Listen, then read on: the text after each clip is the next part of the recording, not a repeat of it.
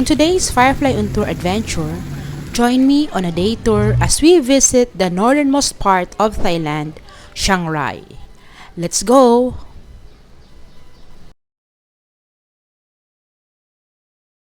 So good morning everyone. Today is my third day here in Chiang Mai and I am going to Chiang Rai. I booked a tour yesterday at the hotel and we will visit the northernmost part of the country.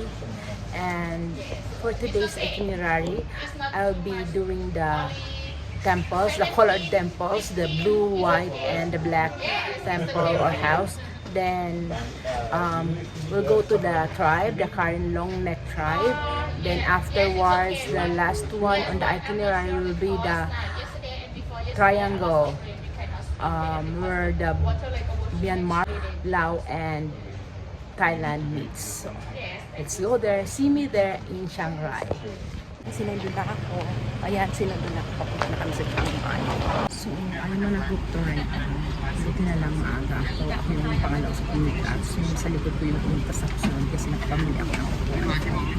Big Mass 3:30 at 9:30. We arrive here at 9:30. Yeah. 4 hours from the Golden Triangle. On the way come back to Chiang Mai. But don't worry, in the evening time, we have to stop at a gas station for you. So we can see 7-Eleven store and coffee shop. So you can buy anything in 7-Eleven store and we can bring inside for eating. Yeah, okay. Right now, everybody had the first stop. We're gonna go into the hot spring. The hot spring site is in Chiang Rai. From Chiang Mai to Chiang Rai about 3 hours. I just mean from here to the White Temple. But so long time, long journey. The first stop, we're gonna go into the hot spring. 1 hour from Chiang Mai to the hot spring site. I have to decide the time for you, 20 minutes for take a break. Chiang Rai is the northernmost province of Thailand, filled with the atmosphere of a complex mountain range and a valuable Lana culture. The city borders Laos and Myanmar via Mekong River, and it's famous for the beautiful colored temples. Everybody have hot spring. This is the real side. Everybody have The hot spring. This is our first stop. It's the hot spring, and we are given 30 minutes to explore the area. You can buy quail eggs and chicken eggs from these ladies and try it on the steaming hot spring.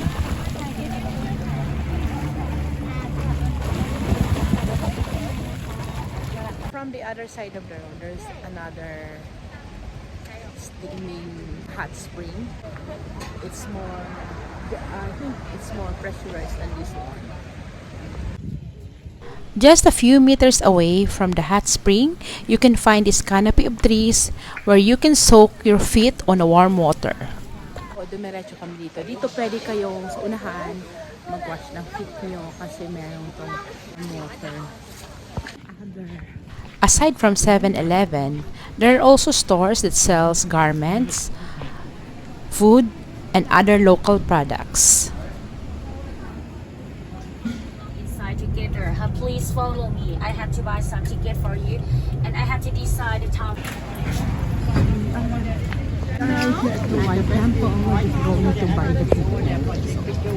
Already here at Wat Krung Kun, or the White Temple, known as the White Temple, and we're just following our guide so we can purchase the ticket.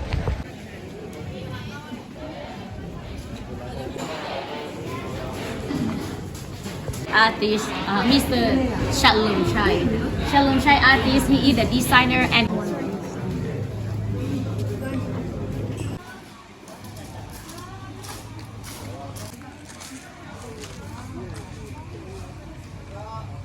The ticket is 100. We're going to enter now. They're gonna get the ticket.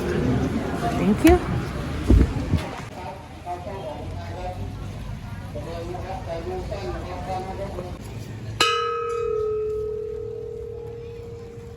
Behind me is the White Temple here in Chiang Rai. It's the famous White Temple. Shalom Chai is the artist for this temple. He built this with his own money. So now it's an attraction here in Chiang Rai.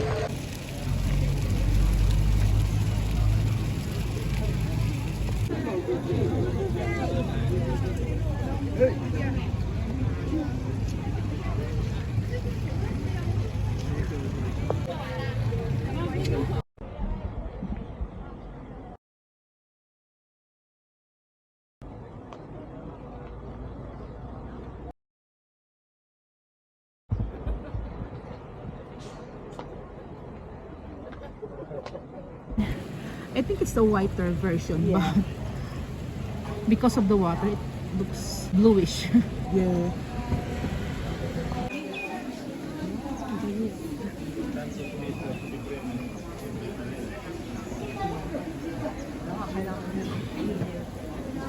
So nandito ako ngayon sa White Temple, and as you can see, bawal sa loob yung mag-picture.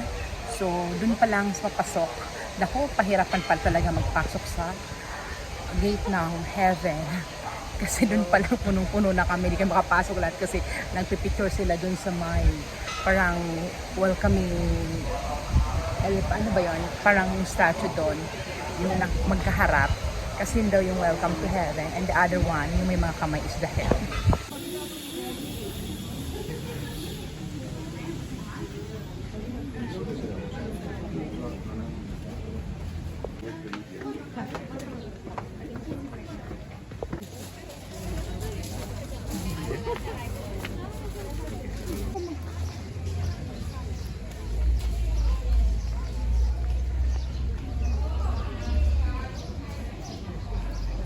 This gold one is their comfort room. So we go inside the comfort room.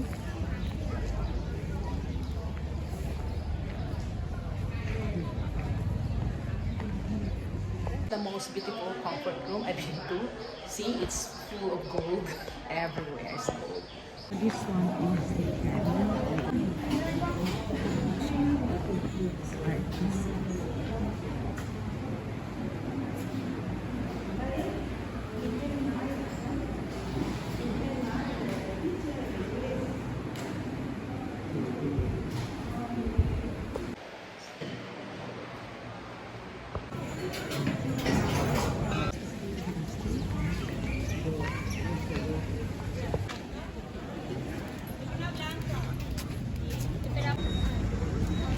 We were given an hour to explore the White Temple, to see the artist gallery or exhibit, and also the artist museum. And after that, the guide fetched us and brought us to the nearby restaurant with buffet lunch, which is part of the package.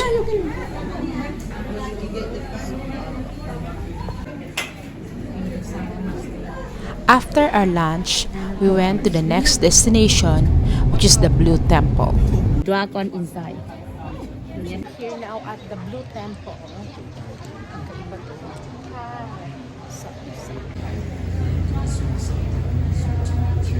And this one is the paradise side.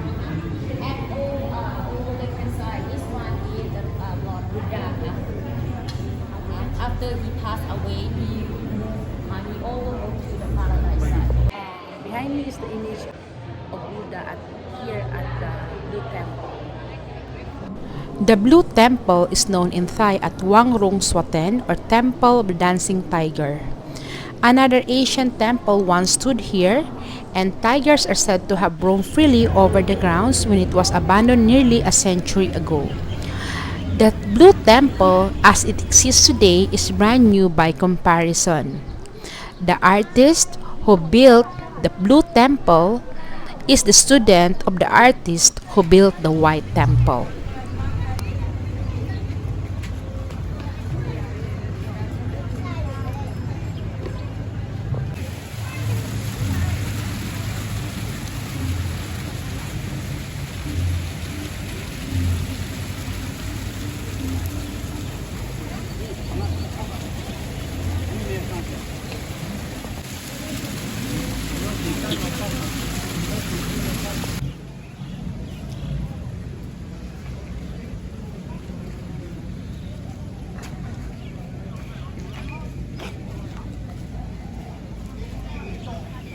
Our next stop is the Baan Dam or Black House Museum. Professional artist from Thailand. The Black House is sometimes referred as the Black Temple, but actually this is not a temple. It is more likely a building of artist studio and museum by the artist Tawan Duchesne. His ashes.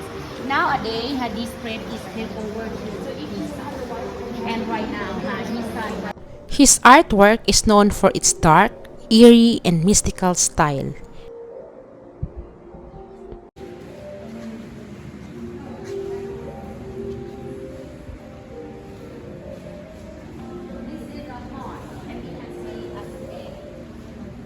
We're here at Black Museum, ang Black House. Yung artista dito kailangan i-QR pa yung kanyang Instagram kasi free.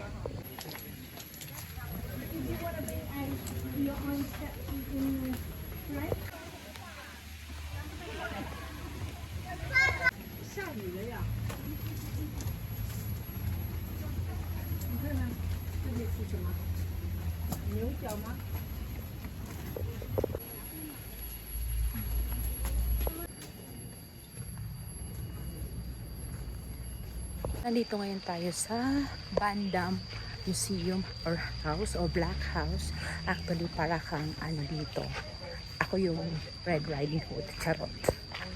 So, na to ay sobrang laki. Luwag niya. So, wala ako. Nawala na yung grupo ko ulit. So, I think I'm gonna go back to the parking area.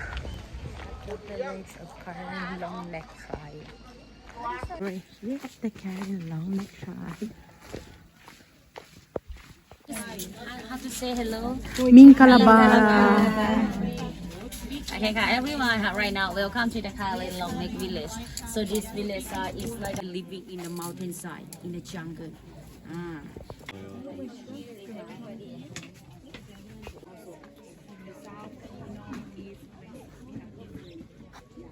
Ngayon kami sa Karen Tribe. So, yung mga long neck village. So,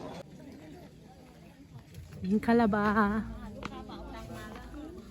guys, if you want to take some photos, bumili naman kayo kapag punta kayo dito kasi tulong na rin naman sa kanila. Galing lang kami sa Karen Village, yung long neck tribe. May realization lang ako. Dati kasi naisip ko na parang pahirap sa kanila yung paglalagay ng ring, but then pala protection pala nila yon kasi noong panahon kapag umaalis yung mga asawang lalaki going to the farm, balik nila dahil mga tiger pa noon sa Burma, patayin ng mga asawa at anak nila kasi ang unang kinakagat pala ng mga tiger is the neck. So that's why ngayon yan ang rito na traditional lang ito ngayon, but then still yung protection pala ito kaya nalagyan.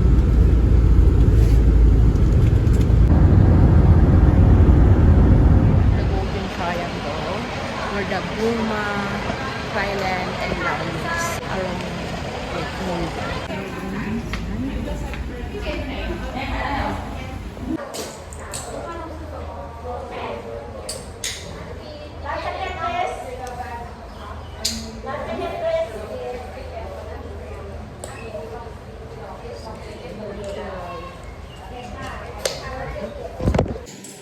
Takas na kami papuntang Burma.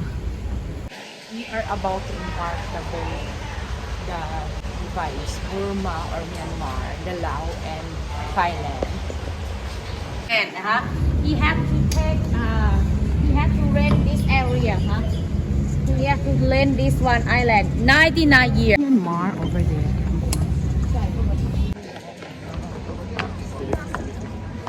Now we have nice music and also we have this one beer. Now beer.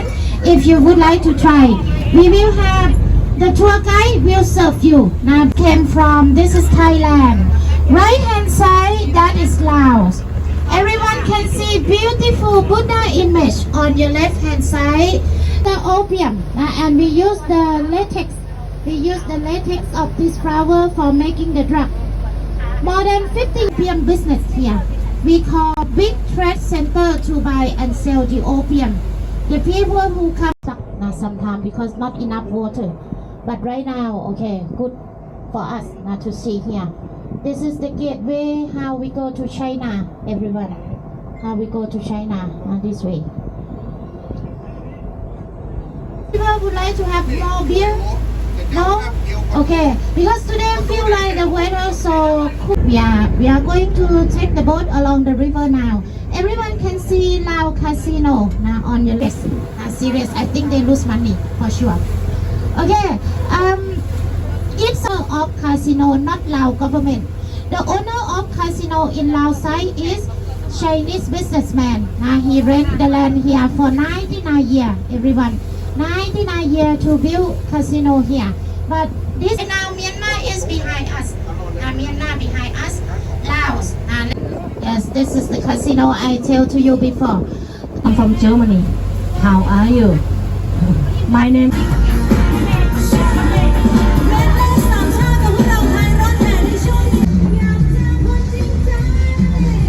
cruise was good. I think I get emotional in the midst of the river because I remember my father. He talks more about the geography about Thailand, Laos, and Burma. So, medyo emotional ako. But then, just like that, sana nakukwentuhan pa na ko siya ngayon.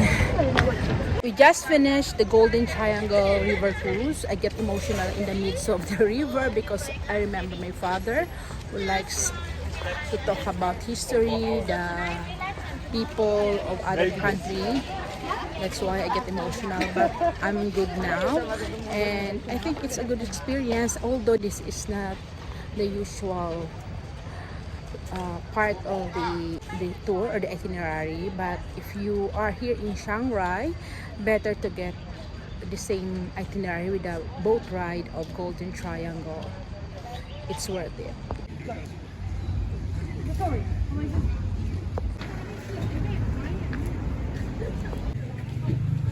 Behind me is the Golden Buddha that you can see across the river that borders the three countries. I'm back at my hotel and it's a 4-hour drive from the last itinerary, the Golden Triangle, going back to Chiang Mai. So it's a long day of Chiang Rai experience, but it's all worth it. And tonight is my last night here at the hotel, and I'll be back in Bangkok via bus because I did not get a sleeper train ticket or even an air-conditioned second class train ticket. So I will be going back to Bangkok via bus, and tomorrow morning I plan to do the last itinerary here in Chiang Mai, which is the Doi Sotep. And if I can squeeze the time, I will try to go to the King's Flower Park, if I'm not mistaken.